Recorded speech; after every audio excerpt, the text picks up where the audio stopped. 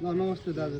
पाल्पादेखि आउनुभएको उहाँहरू घुम्दै घुम्दै रुकुम रोल्पा हुँदै अहिले मुक्तिनाथ जाने क्रममा साधारणमा थोरै समस्या आएकोले यहाँहरू हेर्नुभयो बनाउनु भयो कस्तो लाग्यो कामहरू सेवा सुविधा एकदम पर्फेक्ट आयो एकदम A1 छ है तपाईँको सर्भिस एकदम मिस्त्री भाइहरू होइन दाइहरू सबै है तपाईँ पनि एकदम मिलेर काम गर्नुहुन्छ एकदम बवाल छ। मैले पनि मोबाइल खेलेँ उहाँ माथिदेखि सोध्दै आएको यहाँ भेटाएँ गाइज मैले 6-7 ठाउँ सोधेँ माथि तर दाइले चाहिँ राख्नुहुने रहेछ। यदि तपाईँहरू मुस्ताङ जाने क्रममा बाइकमा केही प्रब्लम आयो भने दाइकोमा भिजिट गर्न सक्नुहुन्छ है। दाइको जस्तोसुकै समस्या आए पनि सामान तपाईँको सामानको टेन्सन नलिनु सामान छ यहाँ सामान धेरै सामान सबै बाइकको सामान पार्ट्सहरू छ। भाइले के भन्थ्यो